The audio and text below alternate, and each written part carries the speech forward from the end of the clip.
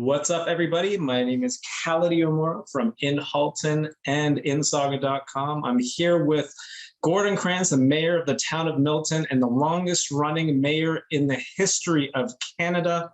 Mayor, did you ever think that you'd get that title? I honestly didn't, Khalid. That was never part of my bucket list, but there's an old Italian saying there, que sera, sera, whatever will be, will be.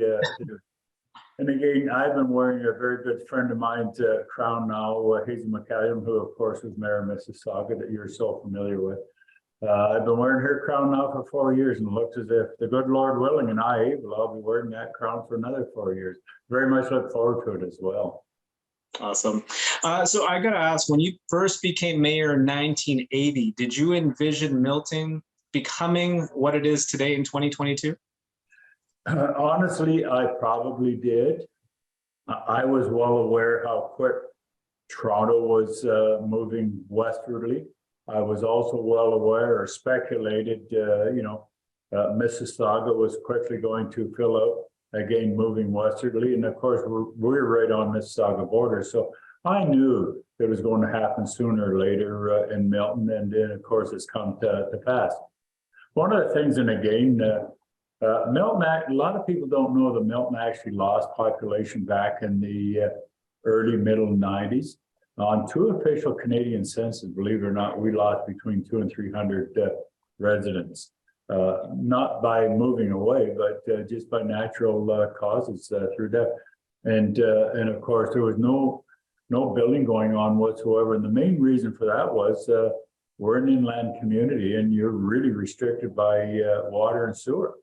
And of course, it took me a good 10 or 12 years to work getting water up from Lake Ontario, water up and sewage back down to be treated. And then, of course, that was no easy task either because there was multi-millions of dollars involved in that. And of course, I was bound that really was not going to go on the property tax base. So, the development community had to come up with at that time, and I'm talking about late 1990s dollars, roughly, $80 million, which today I'd probably double that. Milton's population growth is at about 110,000 right now, and it's estimated to be 228,000 by 2031. Where's the growth in Milton going to go? Yeah, certainly if you're to take the area of Britannia Road, Derry Road, that area, east-west, and go towards the east, Trafalgar Road, that's where you're going to find the biggest majority of the growth going that way. And I'll refer to it as the 5th, 6th line out to Trafalgar Road. It's, of course, 7th line there. That's where you'll find the majority of the growth going out in that particular area there. But just on the population, you had mentioned presently, officially it is roughly 110,000, as you mentioned, but unofficially, believe it or not, we know the population right today is roughly 140,000 people. We know that right, for sure. But those other figures that you use is absolutely correct, 228.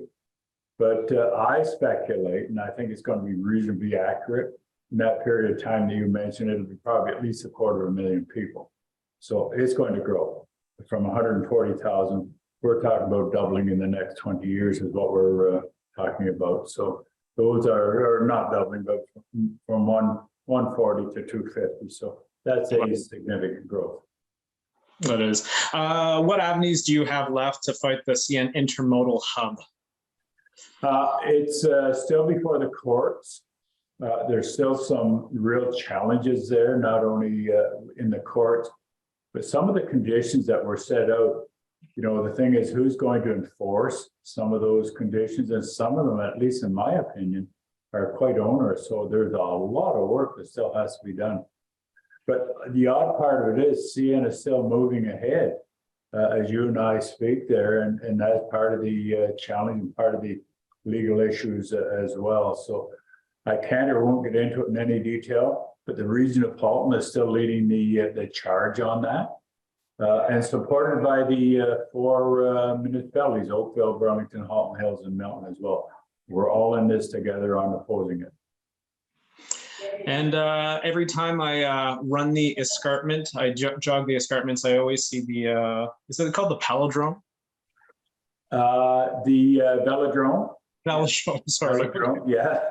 I said it incorrectly. It's It's a cycling facility, but what a lot of people figure, Khalid, that it's just for cycling, but it's a multi-use facility, and that was one of the only reasons why we got involved in it. And I know the Pan Am people wasn't exactly happy with it because it certainly added to the cost of it at the time.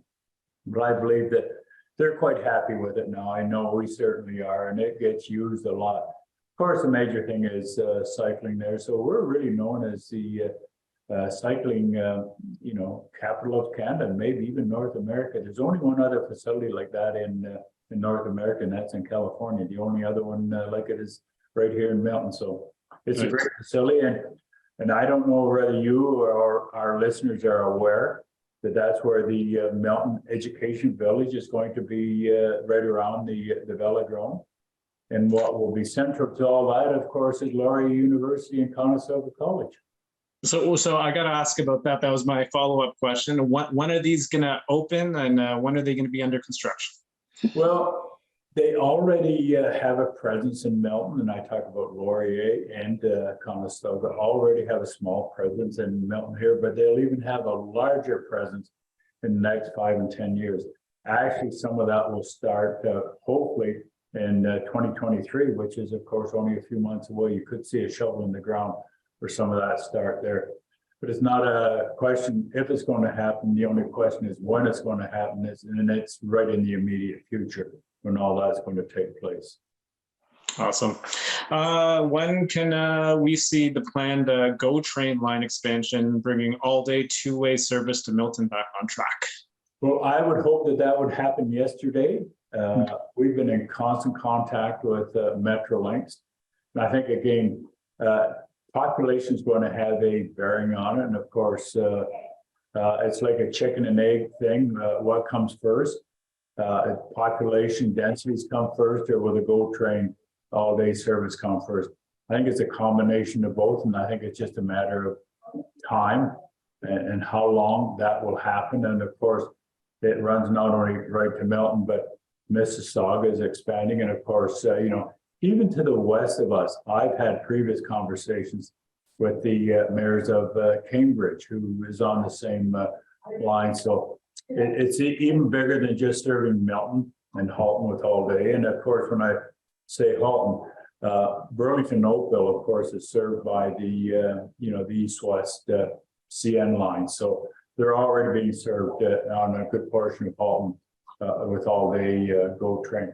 But it's going to happen, and it can't happen quick enough for us because we already know the potential is definitely there for more riders. And I only use myself as an example. If I have to get into Queen's Park, say 2 or 3 times a month, I go to Oakville. I go to the Bronte station to take the GO train in, because if I leave Milton here, say at 8 o'clock in the morning, I can't get back until 5 o'clock at night, which really isn't convenient for me. I like to go and say at 8 o'clock and be back out, say by 11.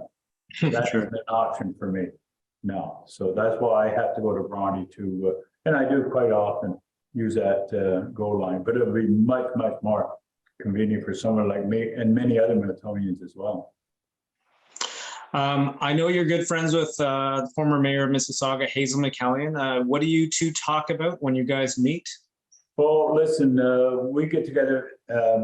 Former Mayor McCallion and I were together, believe it or not, just about a month ago. She was in Milton here, helping an individual celebrate her 100th birthday. And the best part of it was Hazel will be 102 come Valentine's Day. She's a Valentine's baby. So she was out here talking about how all of us can age graciously in retirement home. And of course, you're probably well aware that she sits on a board of a seniors home there as well. So she's a great ambassador. But Hazel and I have been friends and colleagues for many, many years. And we work really well together. But she's just not only a very interesting individual, but just full of energy for sure. She hasn't slowed down one little bit. So John Tory in Toronto mentioned that this will be his last term.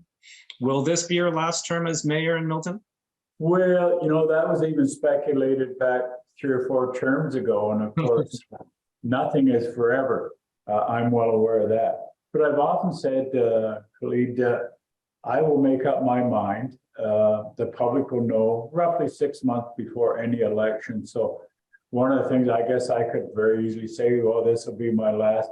And I have no intentions of being referred to as a lame duck mayor, because I will run this as if it's my very first campaign and I'm going to run forever. So people will know that I'm serious about what I'm all about when it comes to helping run a municipality. So who knows? And when we talk about my friend Hazel McCallion, keep in mind, she was, I think, roughly 3 or 4 months short of being 94 when she decided to retire. I'm still a day or two away from being 94, so who knows? True.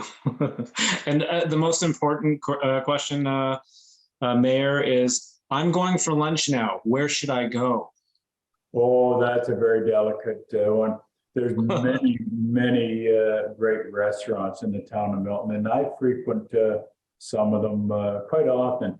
But I'm the first one to admit that I'm a bit of an Italian food lover. Good. So there's some great Italian restaurants here in Milton. And I guess the reason for me favoring some of those great pasta dishes that they make, I was born and raised in the Milton Heights area, which now, of course, is the town of Milton. Where when I was growing up as a kid, that was a predominantly an Italian community. Believe it or not, even with a name like Krantz, which is German, I can speak and understand Italian reasonably well, because all the kids I hung around with when I was a kid was Italian. So I guess I've always favored some of that great Italian cuisine. Awesome. Well, I'm going to go for some Italian for lunch. Thank you for the tip. Mayor Gordon Krantz, thank you so much for being on with me. Thank you. And to all our listeners, enjoy the balance of your day. Awesome. Thanks.